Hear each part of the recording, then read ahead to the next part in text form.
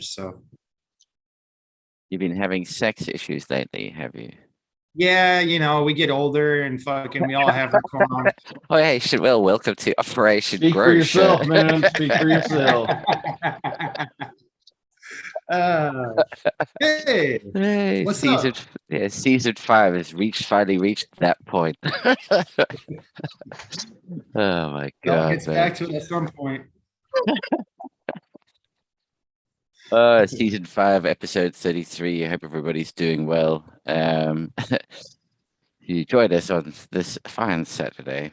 So yeah, I hope everyone's good. Quick round of intros as per usual, because maybe for somebody it's their first time watching it. God help you if it is. Well, deity of your choice. Lefty Bud, how you doing, sir? I'm doing good, man. Um, yeah, no big updates this week. Everything's trudging along. Looks like I'm battling a whole new round of army worms and Oh, caterpillars. So yeah, it's the joys of growing outdoors in the southeast. It's just how it goes. yeah, things But that you otherwise, all good, brother. thumbs up all the way. Yeah, outdoors definitely, yeah, certainly brings with it a series of challenges. That you just don't think about when you're growing indoors Yeah, whatsoever. if you think you're a really good grower, go outdoors. Just Yeah, go give it a outdoors. go. Yeah, yeah, yeah. You'll be Let humbled nature real have quick. at it. Yep, yep. Precisely. Excellent, man. Yeah, and GMF, how you doing, sir? How things going to? Dude, I can't complain, man. My feet are above ground. I'm hanging out with y'all. I'm getting my brain a little bumpier. I live in the land of freedom where vaccines are plentiful and we're fighting over the availability of horse paste and dewormer. So, it's a good day, man. It's a good day. Good man, good man. Again, as long as it's prescribed by your GP, that's okay. Just not by Larry the feed guy. Yeah. Well, yeah, local farm and fleet is out. So, yeah, it's on that fist fight over in the equine section. So, yeah, it's weird to be in a country where we have plenty of vaccines we can't get people to take, yet they're fighting over eating horse dewormer. Oh, hey. And that's why the black market exists for the drug world. People are willing to do crazy shit. And on that fun note, Raptor, how are you doing? So how things going? Oh, doing pretty well. Glad to be here with everyone. Just like GMF was saying, learning with you all. Yeah, not much to say. Still got uh, my car's getting all fixed up. I should be ready to go. So I have a lot of deliveries to make, both two friends. Oh, actually, they're all two friends. So yeah, that's the good news there. And just looking forward to that. My girls are actually looking really good. Got to look at all of them, and I have 6 females for sure. Oh, The nice. four, yeah, the four. I popped 2 of each of Levin and Her Eyes strains, the Orange Ice Pop and the Paradiso Gelato. All 4 of them are feminized, so I uh just gonna leave that to the side and say I have 4 on those until I see otherwise. But yeah, was looking at the ones that I popped that I made, and it's like, okay, I just got some seeds. We'll see how these run, and just practicing my cutting game on those basically. And I've just been waiting on something to use as explants to start practicing my tissue culture, and good to go. I'll be using uh, gonna be starting up another tent. So to go along with that and doing some mushroom stuff, don't know if I'll do the mushroom stuff in a tent or not yet. For the time being, I can just use the wall and some of the sunlight, get some ambient light for that. Don't have to waste a lot of electricity and space either. So I'll just be using that one for just meshing around with tissue culture and see how Nice. that goes. Yeah, yeah. Pretty exciting. I want to do that now while I still have some time. School is starting to pick up, and before I know it, midterms.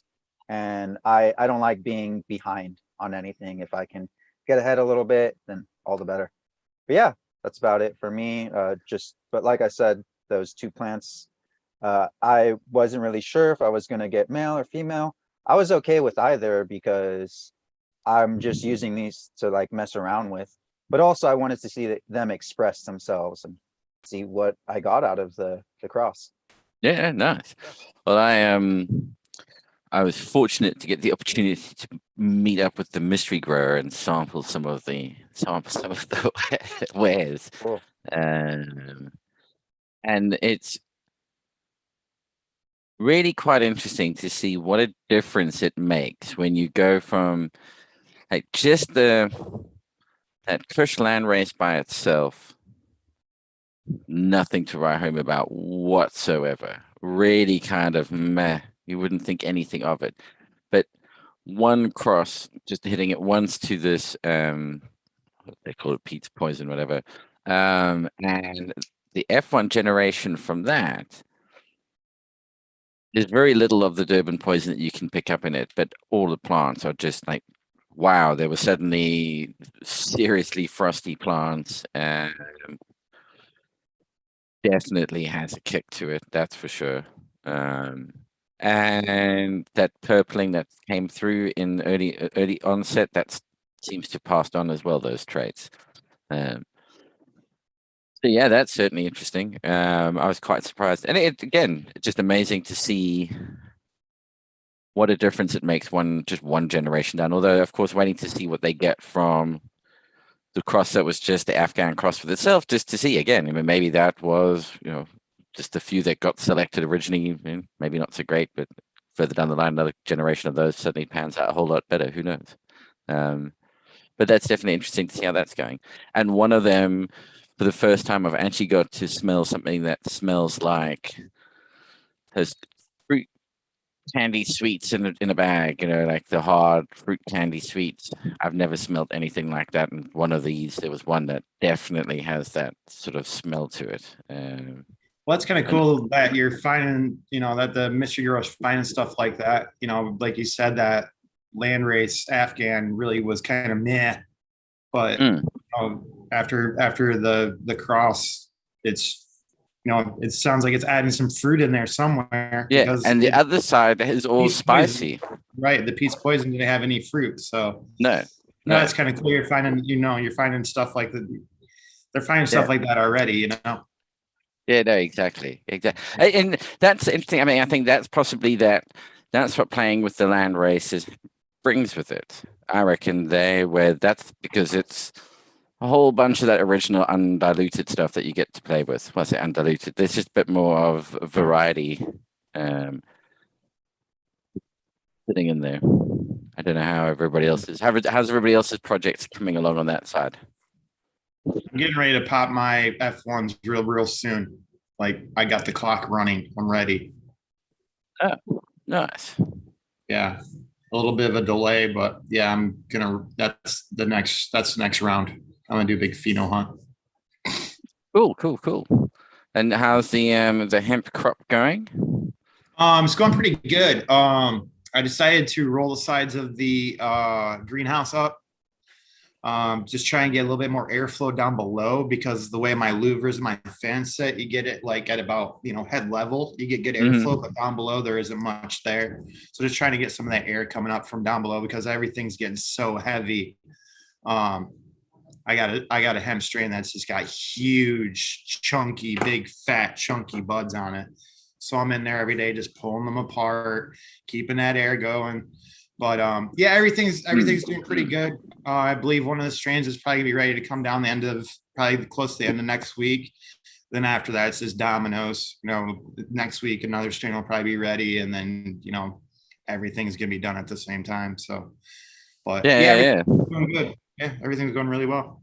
And have you changed anything towards the end of the cycle there? You just kept it going per normal, hinting at okay, so this is you growing them outdoors in raised beds. Have you been, I'm just going to assume you've probably been feeding predominantly just water most of the time anyway. Have you now? So in terms of flushing the medium, cutting back on feed towards the end of the plant's life cycle to more so just force it into senescence than anything else, is my personal sort of take on what you're actually achieving by doing that.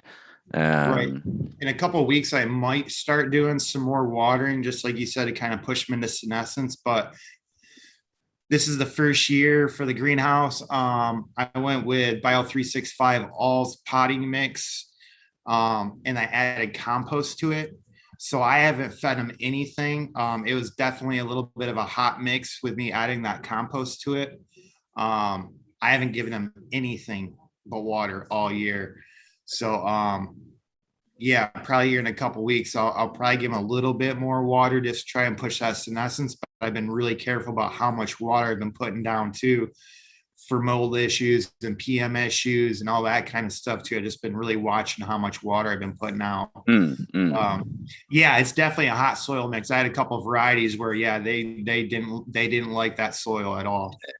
And I put some auto flowers out there, and them auto flowers were yeah not happy. So the mix was definitely hot this year, which was kind of purpose. You know, I'm building the base to where I can just top dress after, you know, kind of after this year. But I had a good base mix there. So that was just kind of the point. Get some organic matter in there with some of that potting soil mix and stuff. Yeah.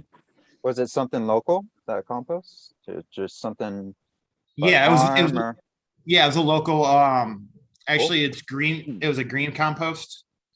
You go around all the restaurants around town, collect all the vegetable waste, all that kind of stuff, and it's all green compost. But it was So still much nutrients. yeah, Good it was call. still hot, especially, you know, being added to a potting soil mix. You know, it's an all organic potting soil mix, but either way, it's, you know, it's loaded with nutrients. So yeah, it was just really, really thick with nutrients this year. Yeah, are you going to grow anything in it over winter? Yeah, we're sprouting all kinds of winter veggies, you know, broccoli, kale, carrots, looking at maybe doing some potatoes. But yeah, I mean, it's going to be year round. We don't get too cold here, so I can do, you know, microgreens probably through the whole winter. Um, yeah, I mean, Nice, just nice. cold nights, throw a frost cover over them just to, you know, keep them good in that greenhouse, but they won't actually ever probably get frost on them. So we can run all winter. Yeah, I'm gonna do that, and, you know, just keep chopping and getting that organic matter in there, and but keep growing stuff to try and get some of that nutrient, that heavy nutrient out of there a little bit, so I don't quite have the burn next year that I did this year. Yeah. No, and I'll say like the chilies are coming along really well as well. The cross is coming off the hot lemons are coming from there. They're nice. Oh, as you cut those are the ones I want to work a bit more. Work those with those spangles, which are these weird, like strawberry looking ones. They say are not that hot until you touch your eye after you've cut them and you realize, holy Yeah. shit, no, actually, it's still quite hot. Yeah. They're coming along well. And then one of the ones from the cross I did, the one that looks the most, where the fruit looks the most like the habanero, has got no bite whatsoever, nothing, and no seeds. So far, every ripe fruit I've taken off that plant has got no seeds in any of the fruit.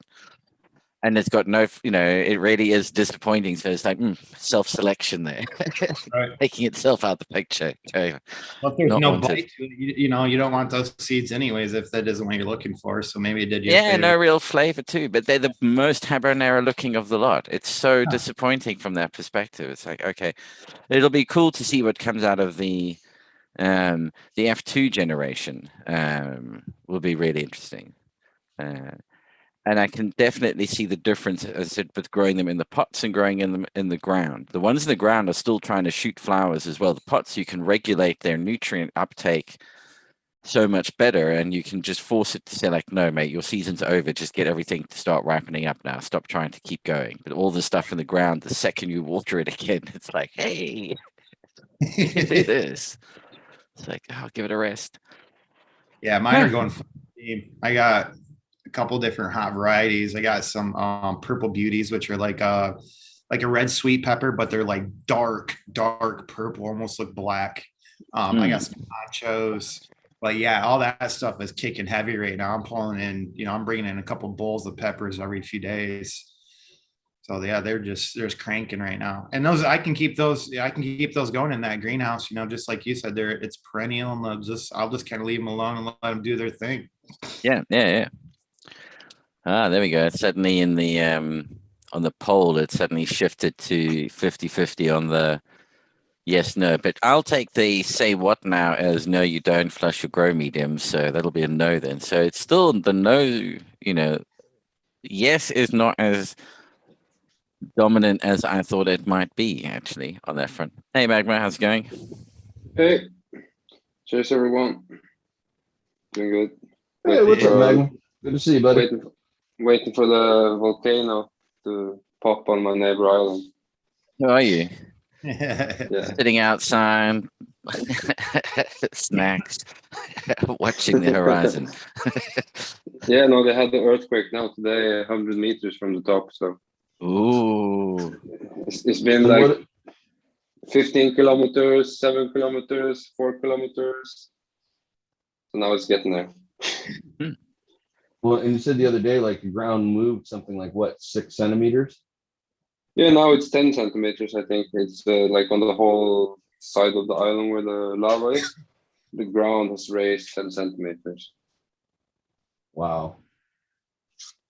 Yep. What's the implications of this for you? I mean, is it mainly going to be atmosphere? Like, is the air quality go down, or what kind of implication does this have for your Right? plant Is life? it shifting some roots? Yeah, I think it's going to be air quality for me, but on YouTube, there's people talking about like a super tsunami coming to hit the coast of America. I don't think that's going to happen. I don't think that's going to happen. You get some shade cloth up to put all over the top of above everything to stop all the ash landing on it. Otherwise, everything's Ah. sparkly for all the wrong reasons. Hey, Mm. glassy sparkle. Yeah, no, I have the shade cloth already. So we had Yeah. a lot of ashes when it was a forest fire last time. The ash on the soil, okay, but touching my flowers, no. Yeah, a lot of people are experiencing ash, and not because it's a volcanic activity, but just wildfires. It's the fucking season, unfortunately. Dry, no rain. At least for the West Coast. I shouldn't speak for the rest of the parts of the country. Oh no, we've Yeah. certainly had a damp. It's been wet and damp here. Absolutely. But that's starting to shift. We're moving into the cooler time. So yeah. Let's have a quick You're look doing through. good? Yeah, doing Everyone very else well. doing good? I can't complain. I've been doing my little air layering experiments, and they seem to be coming along all right. Just literally air layering every branch I can get my hands on. And the real impetus for this was testing out my crosses. I want to see, this is kind of one of the things I'm doing to test them out to see how easily they root, and if I can get this rooting vigor I'm after to pass on. And it looks like so far, the couple I've been experimenting with from the crossing deep chunk into the PCK by Superdog, it doesn't become deep chunk. It definitely looks not like deep chunk. So it didn't carry on that super dominance, but it looks like I'm getting air roots being thrown, 4 feet up on the plant. So just to screw around, I decided to air layer it 6 different spots and to see if the plant can actually handle being pushed into producing that much root at that level. So I'm kind of having fun kind of pushing my breeding experiments and trying to push them to see what their potential really is as far as these different traits. Yeah, like what's the best rootstock? We were touching up a little bit more last week on how orchards do it and how they select everything, and you want something that can handle nematode, any issues there, any fungal issues, what else? Oh yeah, resistance to drought as well. But you were saying, Magma? Yeah, lots of rootstock that is also made to be small and manageable, so people can have it in their gardens because people don't have like large properties like they used to. So I think that's a big decision maker in the rootstock. Also, too, it would be cool to find a variety of cannabis that even if you have it in a small container, it's less prone to getting root bound.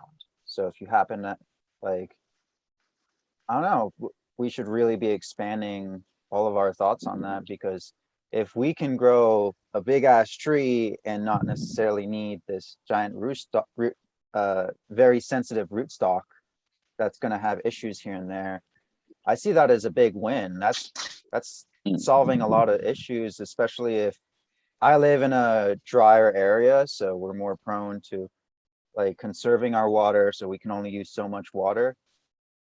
That would really help me out for something like of a rootstock that's not gonna have issues with being a little less watered less often.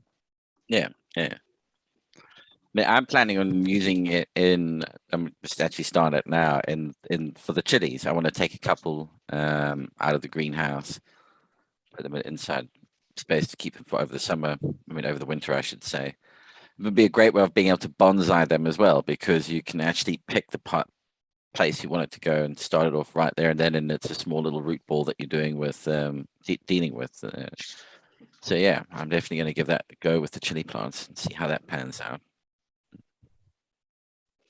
Raptor, would you say that due to the heat, there's lots of people using like soaker hoses underground to save water? Yeah, I've seen that. I try to attend as many of the Master Gardener free webinars as possible. And especially because it's through California, there's some pretty good information in there. And one of the webinars they've offered is a whole free class on how to set up and know what you need for, instead of using sprinklers, drippers. But also too, while I do really like drippers, I have a dripper set up as my Blue Mounts, in my 65 gallon. I've relied on that one for it's almost 2 years now. It's really fucking rocking.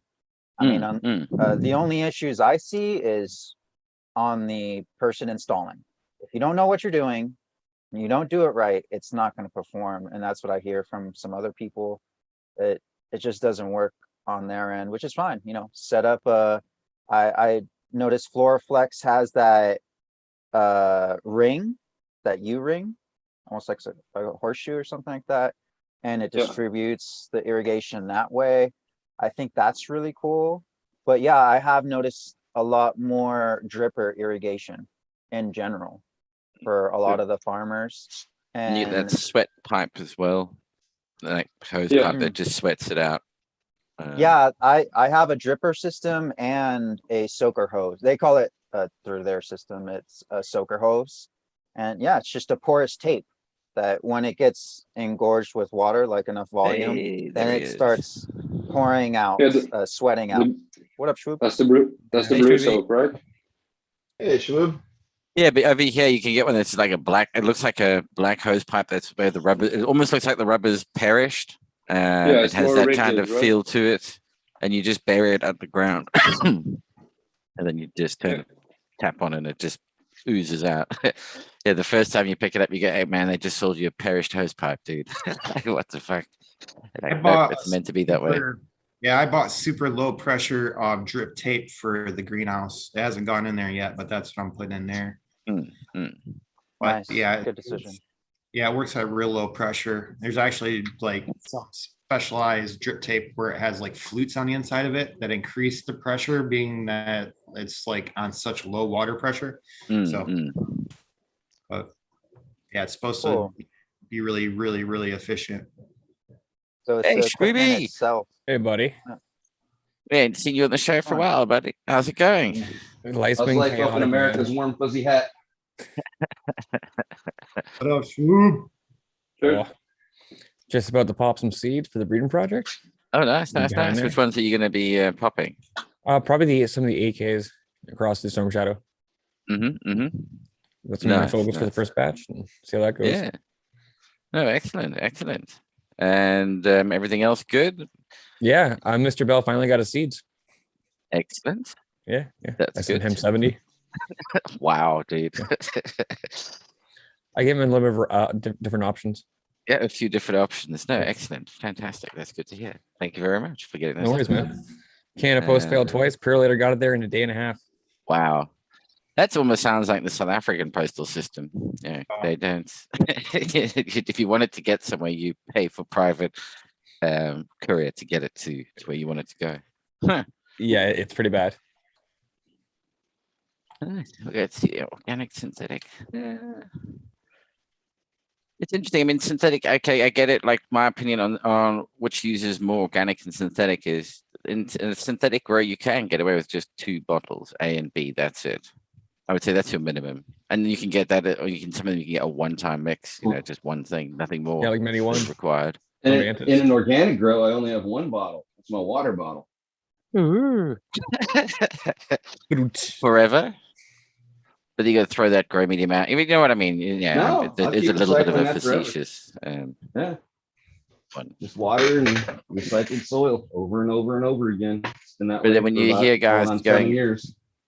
Yeah, and then you also hear of the I just had to put another, this rock dolomite, this in, that in, a new compost tea from so and so, another bit of this, another bit of that, and the list just goes on and on and on and on. And you go, hey mate, I It'll grow take as synthetic much as and you I've give got it. 3 bottles over here.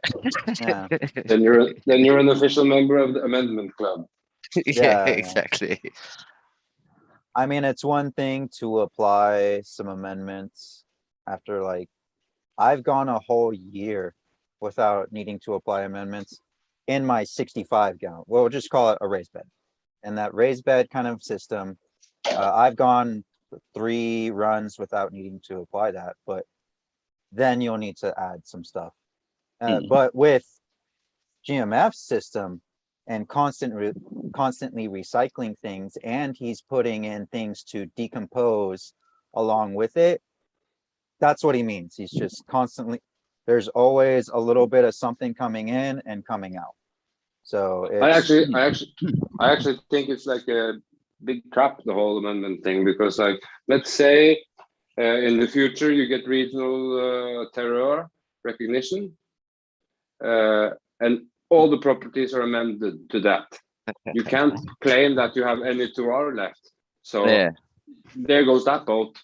It just seems like a little bit unlogic, because there's a lot of people higher up in the industry now talking about that, and talking about like your soil and how much the soil represents your region and all that.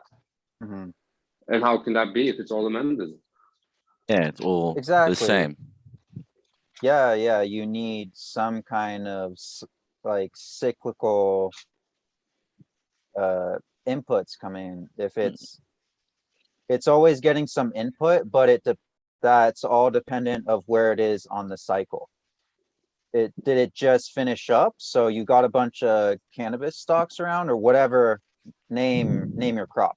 This is a crop, whatever anyone wants to say. It's a fucking crop. Name your crop. And are you flying those resources in, or are they locally sourced? Yeah, exactly. That's what I've been looking more and more into myself. Just like, okay, I got this one last bit. It's lasted me 3 years before from Build a Soil. I only really want to use that one last bit, the 3 years worth, that last time. I'm gonna have all the nutrients that I need recycling in and out. As some grow up, I'll chop them down, put that back into the system, and it should break down again. And it's just plants eating plants, Right. just like how it works in nature. And the vector for that. Yeah, Oh, Magma, I know what you're saying. As far as like Magma's talking more about like terroir and appellation, bringing in outsourced products, and still being able to call it a terroir or an appellation type deal. Is that what you're saying, Magma? Yeah. Yeah. I mean, it's kind of going to a phenotype. It's like you can have that appellation terroir and still kind of bring in somewhat outsourced amendments, in my opinion, because it's still, if you're in the ground, even though you're using amendments or teas or whatever, it's still your region. My super silver haze in my region might be completely different from what yours is, and if I do that for 10 years, still using teas and stuff, I'm gonna start to gain like an Appalachia or you could almost, Yeah, no, I just think like there's certain standards within the industry for other products that have that term. So Right, there's normally yeah. like a 20% maximum input rate, or might even be lower. But I guess that's something that's going to come into play at one point. Right. I mean, you could be using, I wonder if it could be boiled down to like using a local product or something from your own property or something like that instead of bringing in some from a different region to use on your stuff. Because you get into like the wine regions in like Italy and France and stuff like that. And I can only imagine how like crazy they get with their terroir and all that kind of shit as far as their wines go. Yeah, well, that's half of why you're able to identify where they come from is because of the ground they're grown in is that distinctive. The terroir that comes with it is that noticeable, apparently. So goes Right. the rumor. So what are we looking at here, GMF? Enlighten us. This is the worm bin. I'm just about to, I was talking with Bagseed. I'm going to go ahead and film this guy being harvested because this worm bin is completely finished now. This is a 5-stack worm bin, and you can see just a couple of them kind of cruising through there. But this started out as big, chunky, chopped up stems, leaves, cardboard, and organic coffee grounds mixed with a little eggshell. That's it. I think and food waste from my kitchen. And I think a lot of us are taking nutrients and putting them in a garbage can. The food that you're eating, if it's good for you and it's not, heavily acidic, it's good for your plants. You just got to feed it into the system. I've been amazed at how much less food waste my house produces as a whole, just for a couple people. We throw away maybe a third to a quarter of the trash bags, in a normal garbage day that we used to. It's amazing when we realize how much of our waste is actually food waste and how much of that can really be fed into our own systems. So this is one of those things where I'm saying your nutrients, your bottles, all that stuff, you don't need them because most of the stuff's in your kitchen and you're going to throw a lot of that in the garbage, whether it's potato peels, bits of the broccoli you're not going to eat on the stem, all that stuff is valuable. And the worms will process it into readily available nutrients. So I guess this is where I'm kind of on the tip of we're all throwing nutrients in the garbage every time. If you cook for yourself and you make some decent food for yourself and your family, that's wholesome food, that's not full of a bunch of junk, well, you basically got your garden nutrients right there. Yeah. So, Good, get off my I'm trying high to see horse. their Mountain Sky chat mentioning plant steering. I'm assuming this was what we're talking about because of the delay. It's always difficult to like try and connect what they were talking about at the time. But I guess that must be around building of the local soil. I'm assuming in terms of plant steering. And there's so like the project that we're working on at the moment. Where the question in the poll in chat there around like high THC hybrids or more balanced cannabinoid plants. I mean, what do people start to think? Maybe a change in direction in terms of the nice thing about those older, less worked hybrid strains was that the high seemed to last a lot longer. And it wasn't, and you still get it. I mean, you get a hold of one of those older ones and you have a good hit of it. Well, one of the more less hybridy ones, and the buzz does seem to last quite a bit longer. You're not reaching to have another hit 10 minutes later, 15 minutes later. It's like 3-hour high, and it's nice. But yeah, what do people think? Do we think we're going too far? Like it's just going to keep going and higher and higher and higher THC until you're growing diamonds? I think people are starting to realize there's more to it than THC now. Hopefully they can get it in the general public, that it isn't all about. Because Amen. Yeah, it's an entourage effect. Point where you can't do a whole lot more. What are they hitting now? Like 32, 33, 34 is like the high shit. Yeah, there's got to be a point where it cuts out and you can't go any higher because you don't have any plant left. Right. As I said, you're just growing a diamond that just sits there. The trichome just out of the ground. It's a mushroom. All right. One giant trichome. That's funny. A lot. Check out my Pop a straw on glove. it. All this organic input to grow one big salt crystal. But I think it's kind of like, I'll go back to the same thing. Like, why do we proof just about every alcohol gets proofed down to 40%? When we make them at cask strength, they're well over 100 proof. They're pretty punchy, right? When they come off Mm. worm on a distillation system, they're pretty punchy. That's a pretty high percentage of alcohol. But for general consumption, we always do what we call tempering. You add water to actually bring it down to something that's approachable for the human palate. Plus, anything over 40% straight up alcohol can start causing cancer when it comes into contact with soft tissue. So ethanol can be a carcinogen too. And I think it's that moonshine mentality we've had just from being out, being outside the law for so long. You're always give me the highest proof thing I can get. It's bang for the buck, and I'm going to jail for weight. So Well, that's now, definitely. But isn't it also from the consumer side? Sorry to cut you off there, but isn't that the same No, from the you're right. consumer point of view? That's the whole thing about alcohol prohibition is all it introduced was I want to get as fucked out of my face for as little money as possible. Give me anything that, and of course there's no regulation and no safety checks and balances in place. Other than we don't want to kill you because we want you to come back next week, ideally. I think you're absolutely right. And that's where people can suddenly realize, like, oh, as you get older, your palate becomes more refined, your finances become easier. Oh, I'm actually going to have a nice wine. I'm going to have a nice beer. I'll actually maybe get something that's not just straight up ethanol. Yeah. And what do you notice then in Canada, Shuby? What's happening? I mean, what's the kind of vibe that's going on there at the moment? Currently, a lot of people are after the THC run. Like they're looking for the highest, most potent shit. Mhm. There is a select market that's getting more into the, hey, it's not just the THC, it's your breakdown of everything. How does it play out? What's that one thing that actually does it for me? So it's more or less, like I said, high THC is the highest point. Right? You see in the dispensary is 28%. Home grows are a little bit better. So, And then generally speaking, in terms of the whole, like how long has cannabis now been federally legal in Canada for? it went federally legal October 17th, 2019, I believe. It's coming up for 2 years then. 2 or 3 years. It wasn't legal on my birthday though. That's same day. So only reason I remember.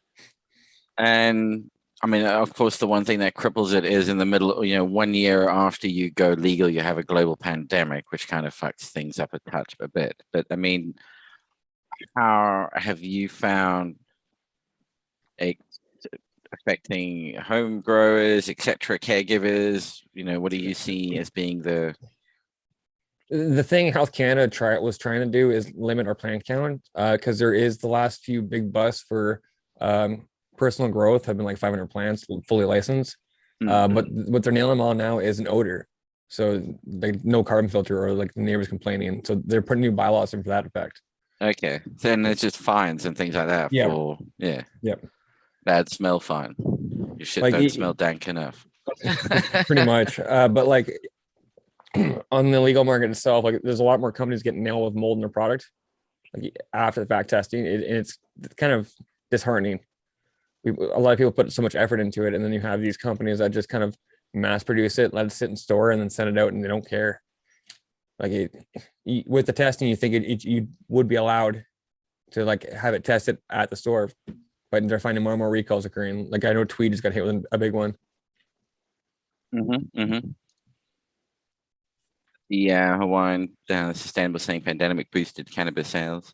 I think it definitely boosted more people growing at home. I mean, I wonder if that actually was seen as something that hit some of the dispensaries. Okay, I can see an uptick in sales because people are at home a lot more, but also a lot of people suddenly deciding, well, if I'm going to be at home a lot more, I might as well, grow my own while I'm here. I'm not having to shoot off to the office the whole time. I can keep an eye on Well, things. that's what happened with me. I was like, well, I mean, I got some money saved up because I grew at home.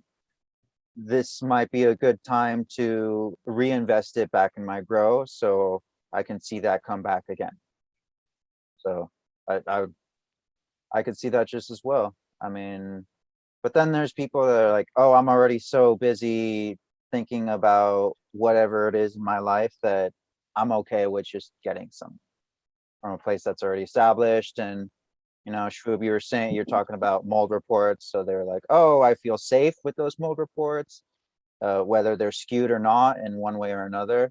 You hear that and you think, oh, it's a little safer, because that's what I used to think when they made those same laws in California. So like, yeah, we're going to be looking for mold, we're going to be looking for pesticides. And that's what kind of like I was okay with voting for.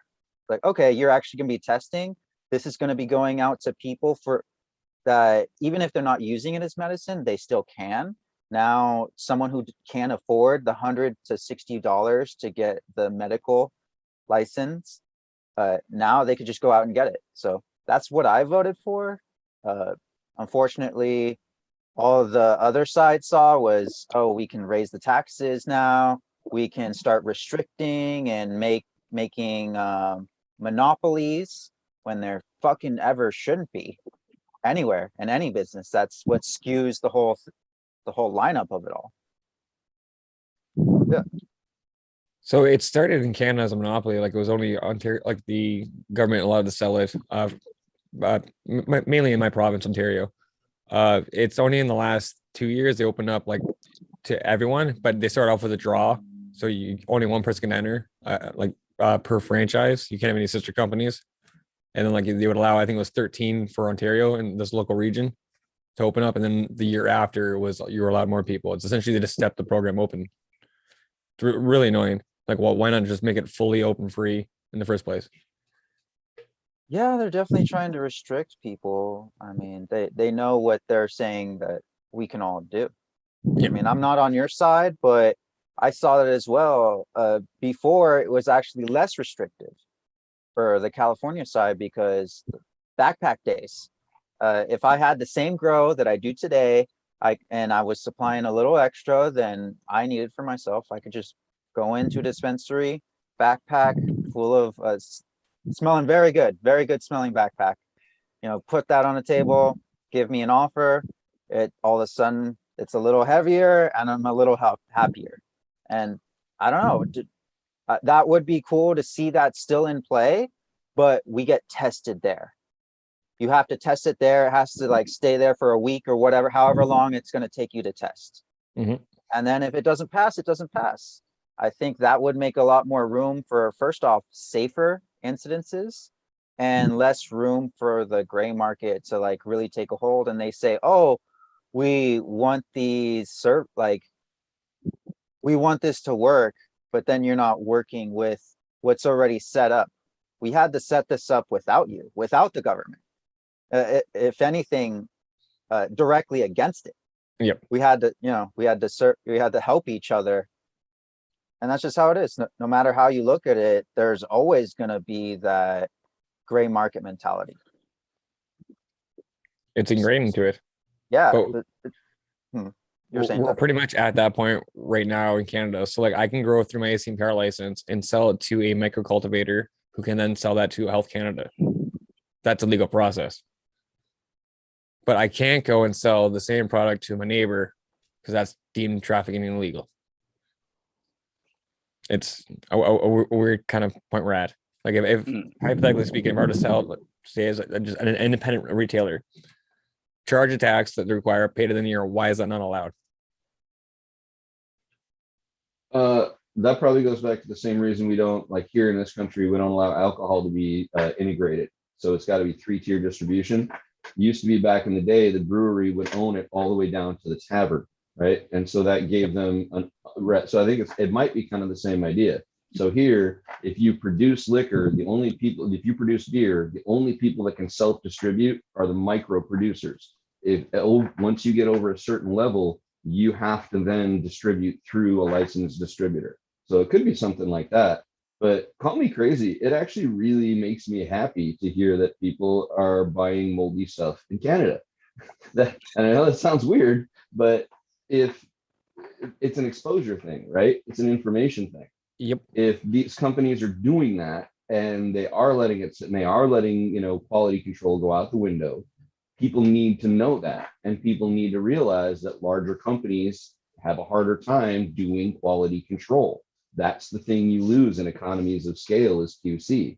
So that maybe is a good thing for people to see. You know, I recently saw on Instagram somebody bought a gram of Cresco concentrates, opened it, and it was literally, I think it was Cresco, I'm not sure, I want to be held liable, and it was literally white mold inside.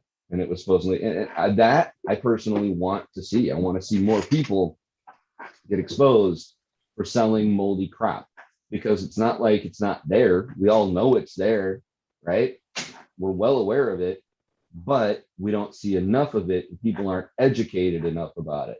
So I suppose in a really weird way, it makes me really happy that the big producers in Canada are selling moldy stuff. That way everyone gets to see it. So what the bigger producers are learning to do is act as an umbrella corporation. So instead of them doing the big grow themselves, they'll buy some smaller companies, let them do their own thing, but then it's being sold as their product. White labeling. Yep, Right? yep, And yep. try to keep, Just like any try to other keep their industry. brand from suffering the responsibility. Yep. All the Yeah, profit, none of the responsibility. There you go. we'll make it for you. And It's gonna be great. So, yeah, I guess the I'll say that whole, out there. You know, if anybody that does ever cross- buy anything from dispensaries and it's moldy or something, please show it. Please tell us Yep. about it. Please put it out there. We need to see it.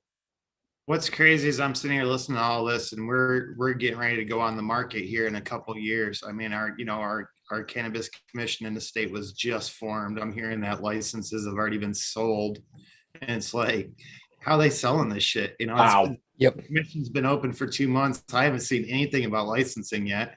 You know, I'm hearing from people that people are already licensed. It's like, what the hell? But yeah, it's gonna be a shit show. You know, it's gonna be a shit show, and I'm just waiting to kind of see how it all unfolds, and you know, how many politicians are invested in this stuff in the state, and who got what, because they're only playing out 450 licenses total, and I guess that's supposed to be 150 dispensaries, and then 300 cultivators is what they're starting with. So that's, you know, everybody's heard of something a little bit different, but you know, that's probably the most solid thing that I've heard so far is 450 total with 150 dispensaries. Because we have right now a medical program in state where it's like separated by regions, and each region's got an integrated dispensary system where they're the growers, they have the dispensary, they do all their own extracts, everything. I mean, they do everything themselves all in house, but it's 5 different companies. Yep. So like close one to me is G Leaf. Then you get up into Northern Virginia and this different company, and you know, so there's 5 different areas. But yeah, just seeing that and how that works, and you know, how they're gonna get slipped into the market. It's gonna be a lot of backdoor stuff going on. It's gonna be crazy seeing how it all unfolds. And you know, just listening to everybody else talk that's already in a market where, you know, you have dispensaries and big operations, and it's just kind Yeah, of sad. tell me about it. It's really kind of sad because, you know, everything finally does go through. Do you think there's gonna be some progress? Then, you know, it ends up being more political crap, and you know, the people who should be involved aren't. Yep. It's just, Well, are there dispensaries, Lefty, in your region? There's very there's limited. there's medical dispensaries. Oh, okay. Yeah, I believe there's 5 dispensaries in the state. All And right. each, like I said, each one is fully integrated. It's their own deal. And I mean, top to bottom, it's theirs. So yeah, I think the closest one to me is about an hour away. I believe it's Richmond is the closest one to me. But it's kind of slick. They have delivery and all kinds of stuff. I got a couple of buddies who have Okay, cars. good. That's They deliver, reasonable. and yeah, they actually just got into flour. Because before it was just concentrates and edibles were all that were allowed in the state for the medical program. And I believe at the beginning of the year, they allowed flour into the program. So everybody was in this mad rush to all of a sudden get flour, and like everything else was just sold out because they stopped producing it. You know, they just wanted to get flour now. So it was kind of crazy seeing that. My wife has a card. She hasn't used it yet, but just getting on there and taking a look at everything, it was just kind of silly, you know. There is no, you know, you don't see any one-to-ones on there hardly. You know, there isn't any full like hemp or CBD products that are like a 34-to-1. I mean, It's really not a medical program, if you ask me. Yeah, I would, Not just there. I need to renew mine. I'm right up at that point. But these last 3 years, I haven't really gone to step into a dispensary.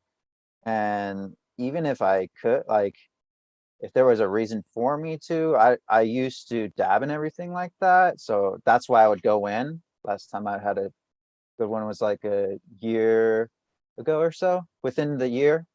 And it was made for me.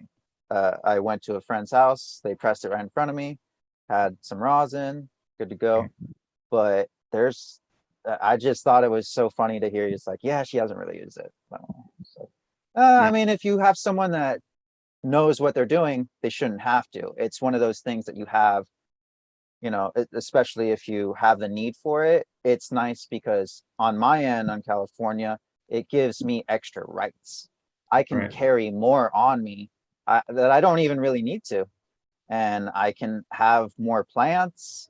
As soon as I'm pulled over and I have the right documentation with me, boom, show that. Oh, typically they just, oh, have a good day, move along, move along. It Yeah, totally changes everything.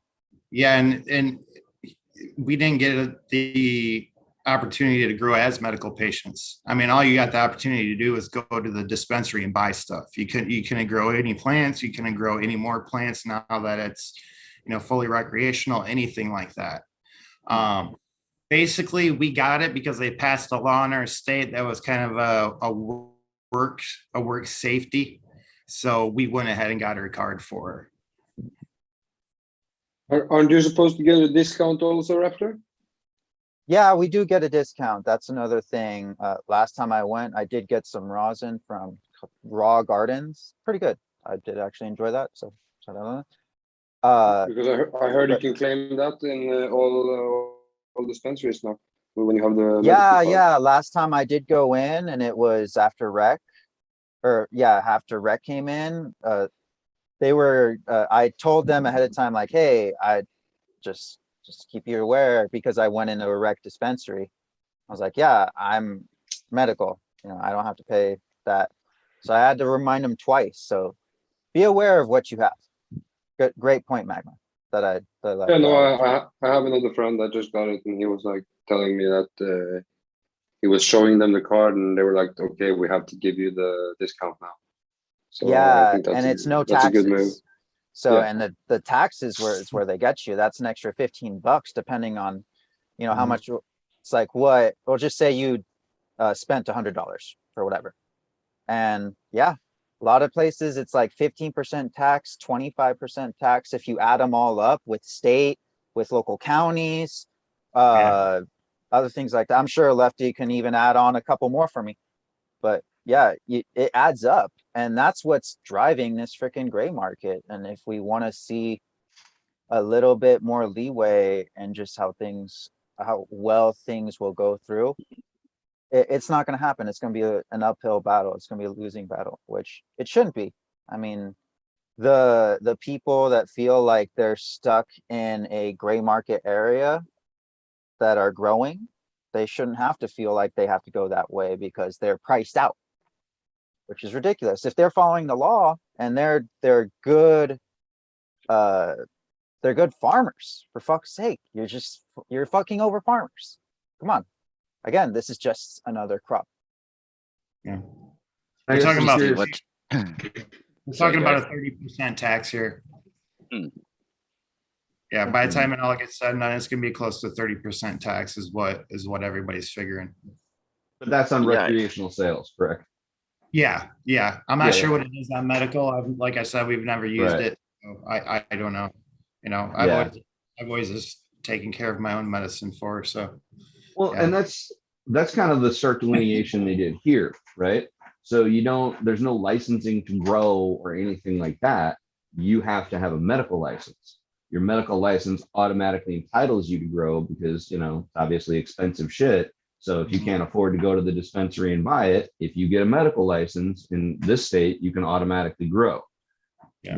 You can't just grow if you don't have a medical license though. because then they want you to go to the dispensary, they want you paying taxes, they want you buying in the system, all that kind of stuff.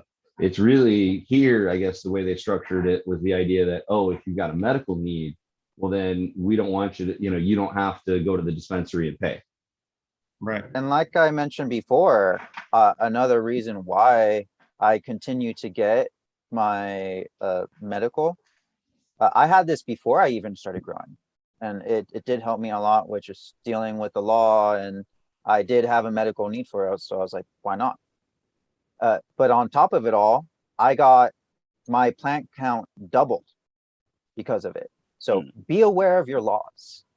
You do have access to them. You do have rights, and you might even get more if you fall under certain, guidelines. And Yeah. it's Well, and I not think- hard to get it. That was part of the debate I heard, I guess, yesterday. I was listening to our friends at Grow Room 420. Shout out to GMO and Kino.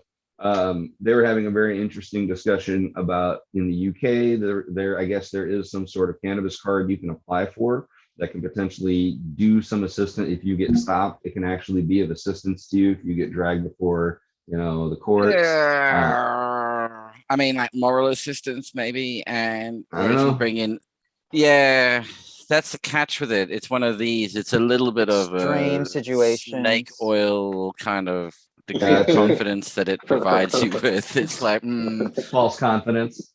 they certainly will bring in. I mean, I know what they do is they do turn up and go.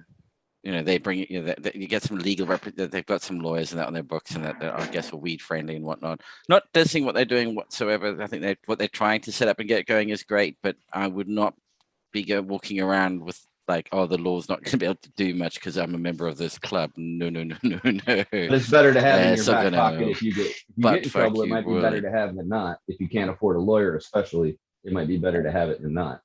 Yeah, it's. I think the general advice is also like keep it to like 6 plants, not 100 plants. It's Yeah. the whole thing of keep it sensible. I mean, and then that generally seems to be mostly the rule of thumb is if you keep it sensible, you get left alone. It's like don't have people rocking up your door all the time. So long as you're not selling it, it's usually One or fine. two plants. Don't make a but, nuisance of yourself. Double digits. You're okay. You're attracting attention, kind of thing. Okay. Well, That kind of makes me wonder too, like we hear about the clubs in Spain. I guess we should ask Magma, is there a medical card in Spain too, or is it just the club system, quote unquote?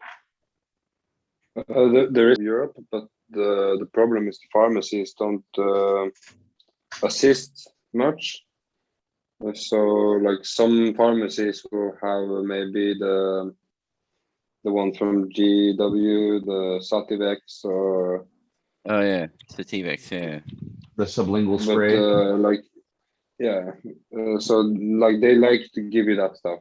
But if you want to get like flowers, I think Germany and Holland has a better system. So like if you have a medical, if you get a doctor to give you a medical license in all of EU and even the countries outside EU in Europe, you're supposed to have the right to import your own medicine that is Really? available in the rest of the region. So like if you go to Germany and you get the medicine available there, you can get the import license to any country and you can carry with the permit in all countries in Europe. But they're just trying to make it really difficult because there's no like cannabis pharmacies making this accessible for people. So that's like the missing link in the whole thing, the supply Man. chain. Well, it's funny, we run into the same thing here in that we're a bunch of states where, yeah, you can have access, but then we're broken up by these areas where even if you have your card, you can't go through this state. Crazy. Yeah, so you can bring the product there, but you like the many people that are in certain needs, they go and they get like a monthly supply or so, or maybe 2, and they fly and they bring all the medicine with them, so they can get like the bedrock can flowers and stuff like that.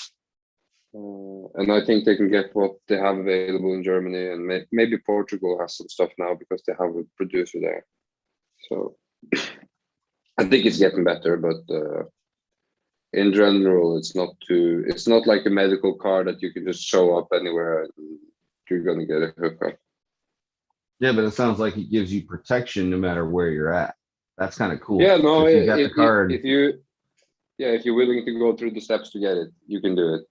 And for like people in actual need of the medicine, I think it's worth it.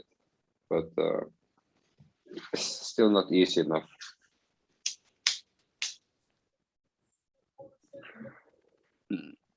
So you would have to jump through a lot of hoops then. Like, is Not too many. okay. So if it just has to be like pretty obvious that you need it medically, or is it more of a lenient thing? Like, oh, I can get it No, for if multiple your doctor things can that I prescribe have. it, Okay, yeah, the doctor so it's can on prescribe them. it. It's, Yeah. that makes a lot of sense. Well, hopefully like, one day I they had a see the friend light who- over here and we get it and sort it out, man. Can't keep going like this for much longer. It's ridiculous. dude, if I was a Especially- gambling man and I could actually, like, if I could find a place to put a bet on this, I will bet the UK will flip. It will flip very quickly. And if I could put money on it, it's going to happen in the next, I give it 24 months. That would be really interesting to see if that would happen. But they're still being dicks about it. Yeah, They need give it to figure time. out they need to figure out the best way of being able to claw enough money out of it. And once they've got that worked out, yeah, then they'll legalize it. But only once they've figured out that part, that's for sure. Well, I think the experiment is they're watching how your neighbor Ireland is handling it, and they're doing it very effectively. So I think you're going to see that system replicated potentially of local production, and then tax, and basically the system gets its nice cut. And what do you know about the Ireland, like their system? Seems like you GMF. Do you? Oh, I was just listening to, how shall I say again, shout out to our friends at Grow Room 420. I listen to their show sometimes just to get kind of a different perspective on it. And I find it very interesting just to, I don't know, get a completely different, because I mean, a lot of, it's funny, they were talking about like, an American was asking them if they have the Fourth Amendment, the right to unreasonable search and seizure. And all of our basic laws and our basic, they come from English common law. So everything that we think of as a basic law and a basic right typically came from Britain in that way. So I always find it very interesting just listening to kind of how things are handled and all that stuff. But I don't know. As far as I know, they were talking about, I think they said it was in 98. Hey, no worries, Shreebs. Sorry, Take off, buddy. Yeah, dude. Where can we catch you? Where can everybody find you? Sorry, man. Instagram, should we do? Tuesdays in the Grow for Show at 7 p.m. Eastern Standard Time. Saturdays here, and the odd time on Mondays on the Neighborhood Grows. Excellent. Ooh, And yeah. good to Good to see you. see you, Hopefully we Ty. catch you again in over the coming weeks. Hopefully. Great. New one's due in a couple of days here. So Oh man. Ooh, congratulations. yeah. Number 3. Congrats, turning buddy. crazy. Yeah. Best Cheers, luck. We're rooting Take care, for bud.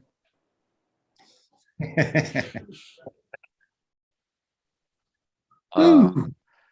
So I'm just busy looking in the chat here at this one. Okay, just a couple of things just to quickly address polyhybrids. I mean, a polyhybrid is just, hybrids on hybrids on hybrids. You've taken a hybrid, cross with another hybrid, cross with another hybrid, and off it goes. And so it's just absolute chaos. It's near enough impossible there's no stability in it whatsoever, really. It's just It's what's in that lunacy. seed bank. Yeah, exactly. An inbred line is when you would be doing the F1, F2, F3, F4, F5, F6.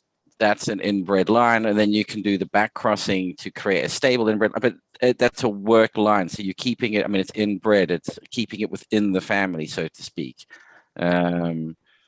And that creates your new stable line that locks in stable traits so that every time you generate, you pop a seed, etc., you get a high degree of uniformity or a lot of consistency for that particular trait or number of traits that you're looking for. It might not be every plant looks the same, but every single one has got orange terps or whatever it happens to be. It's locked in. And then that's what you really want to use is like your breeding part of your breeding stock, because it is a locked-in trait. You know that that's there, it appears all the time, and so you can suddenly put it into something else. So yeah, that's what the polyhybrid is. Just a whole bunch of hybrids slammed together at the end of the day.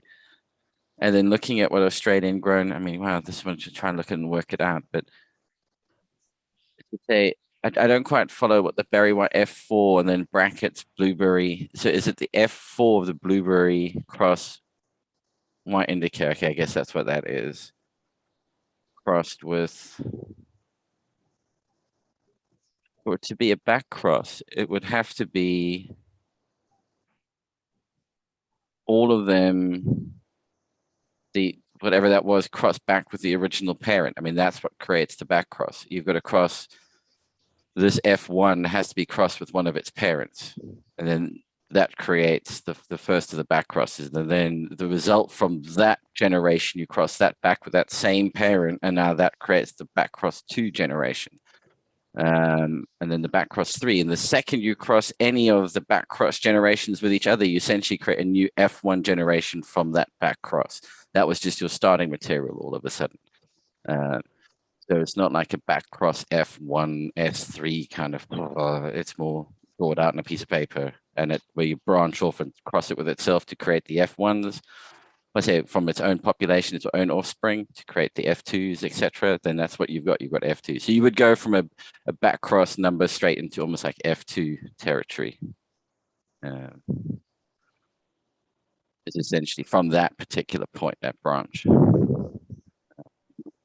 What if you back cross it the same mother or father and the continuous generations? So so F1, I cross it with P1. That gives me back Yeah. cross 1, BC1. I take that BC1 and I cross that with P1 again. That gives me BC2. And then I do that again, it gives me BC3. At this point, I'm at like 90% of the genetics of P1. That's the one that's now supplying pretty much everything. So I've now taken the trait, I've kind of locked in. So that's why it works. The back cross trait, when you're trying to do that, when you've got a clone that's female only and you want to create a seed line from that female only plant, you find something else innocuous that's also stable, hopefully cross that with this. You take the F1 generation, take a male from it, cross it with that mom, and just keep doing that until you've basically eradicated any of the genetics that the original male submitted into this mix, and you're only playing with, it's like 98.99%, 99% of the genetic pool from that, the mom that keeps being used as the parent in the back cross. And then you eventually be able to get a seed version of that line is where you eventually get to. And then the S1s is where it's selfing. So that, it's being mentioned. So S1 specifically means itself. It's crossed with itself. An R1 is where you take a female plant, reverse it to create pollen, and you cross that with another female plant. That creates kind of an R1 because it's using reverse pollen to create a female line, but S is self. The self part means self, crossed with itself. So are there any plants that they can do that with the male? Cannabis can do it. You can R1 male with the male? Yeah, I guess you should be able to. I mean, it would be really tricky to do. I mean, I guess technically it is possible, but it'd be really difficult. Because if you can isolate, you can get the male to push out female flowers, isolate them, take male. But what you're taking, the problem is it's pollen from another male. You're just taking regular pollen from another male, so it's not like you're gonna Yeah, it'd take be interesting to see. pollen from a female that you've reversed, pollinate a male plant with that female's pollen, where you've also reversed the male plant. You might Yeah, have like dear a strong, God. strong genetic expression to take away hermaphrodism. Or just really hammer it in. You know, Yeah. this plant identifies as everything.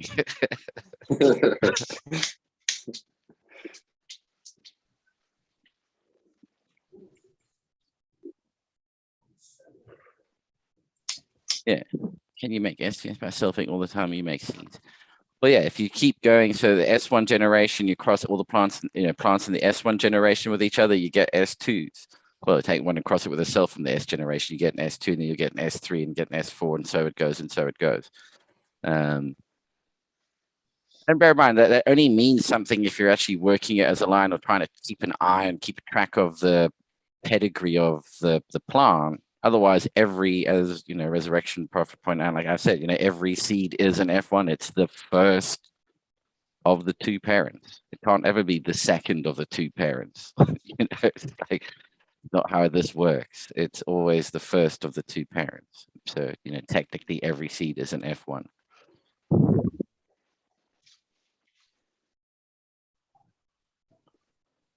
But yeah, and on that note, yeah, welcome to join us in the after show for a bit. You would like to, but otherwise, where can everybody find everybody? Lefty, where can everybody find you, sir? Hanging out with you guys on Saturdays at 4 o'clock and at Lefty's Farm on Instagram and Cannabis. How is Cannabis going? I don't use it. I haven't been on there in a while, man. I haven't posted a whole lot on Instagram either. I've been just busy lately. And Raptor, sorry, I'm distracted. Yeah, sorry, buddy. You should have told me that both my parents were killed in a horrible fucking car crash. Nice, yeah. Carry on. Yes, moving on. Yeah, glad to hear that. It's all good. Yeah, you can find me on Instagram, Raptor Grow, on YouTube here, same time, same great times. Giving us lots of information. And Neighborhood Grow Show, Mondays, 1 p.m. Pacific Standard Time, or sorry, 4 p.m. Pacific Standard Time, 7 Eastern. And also, yeah, hang out with Grow Room 420 on Fridays. On Fridays, and I want to try to talk with Pat from Green Bicycles a little more. Wasn't able to hang out with them on Friday. Just took a little break. Just like, needed it. Yeah, you can catch me all there. Cool. And JMF, where can everybody find you, buddy? Usually you'll catch me in the kitchen or in the garden. Sometimes playing in the worm farm, making compost. But on the Neighborhood Grows on Mondays. I'm going to try to make sure I catch everybody who's up for it. Make sure you stop in at Grow 4 Show on Tuesday. I'll try to stop over there today. So just a shout out to our friends, Shwooby and Cuz. So if anybody's got a chance, make sure you stop over there on Tuesday. Like I said, we'll be in the neighborhood on Monday. And then I'll, give a shout out to our buddies at Grow Room 420, Kino and GMO again, great guys. Got them on Friday. Shout out to Pat at Green Bicycles. I chatted with him a little bit the other week. Really interesting guy. Hopefully we're going to get him on to do a little conversation about entrepreneurship, something we all happen to kind of overlap with as well. So yeah, if anyone needs anything, if I can be helpful, holler at me over on IG, Genetic Memory Farms. And thank you, Pete, for making this platform for us all to hang out and get our brains a little bumpier. Oh, no worries. Oh, hang on. Oh yeah, I was just going to say before we go, the Simple Seed Code. Simple Seed Code. You want seeds done simply? Hop on over to the Simple Seed Co. Now, Not a swindle in sight. No. Packs of seeds, 20 packs. Well, $50 for a pack of 20 seeds from a variety of suppliers who've been curated for the site, and it'll be growing by a few more over the next few weeks. So yeah, keep an eye on that. Magma, where can we find you, buddy? Just before we quickly go. You can find me here or on IG. Excellent. And you can find me at Peel Grow Systems or at Operation Grow 2019 on Instagram. Also, peelgrow.systems, the website for the Minder to cover all of your grow room monitoring needs. But on that note, feel free to jump in on the after show if you want to. I'll put the link up once more. You're welcome to hang out, have a chat, see how it goes. And yeah, catch you all